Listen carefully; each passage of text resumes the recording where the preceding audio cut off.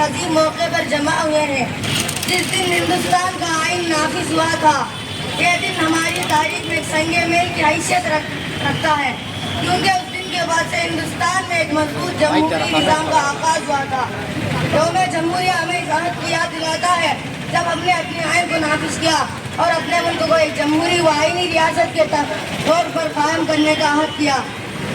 ہندوستان کا آئین ہمیں فرد کی آزادی، مساوات اور انصاف فراہم کرتا ہے اور یہ ہمیں بتاتا ہے ہر شہری کو اس کی حقوق حاصل ہے، چاہے وہ کسی بھی قوم، مذہب یا ذات سے تعلق رکھتا ہو۔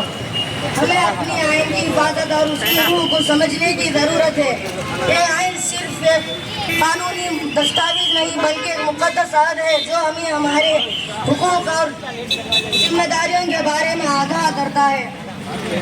ہمارے آئین میں یہ بھی درج ہے کہ ریاست کے تمام ادارے عوام کو مفاد میں کام کریں گے اور ہر فرد کو انصاف فراہم کیا جائے گا۔ آج کے دن ہم عہد کرتے ہیں کہ اپنے ملک کو ایک مضبوط جمہوری بنانے کے لیے تمام تر توانائیاں صرف کریں گے، اپنے آئین کی پاسداری کریں گے اور اپنے حقوق کی دفاع کریں گے اور اپنے وطن کے ترقی کے لیے کام کریں گے۔ آخری طور پر میں آپ تمام حاضرین سے درخواست کرتا ہوں کہ وہ اپنی ذاتی مفادات کو بلائے توقع رکھتے ہوئے کہ ہندوستان کی ترقی اور خوشحالی کے لیے ایک جمہوری معاشرہ قائم کرنے میں اپنا کردار ادا کریں۔ السلام علیکم ورحمۃ اللہ وبرکاتہ۔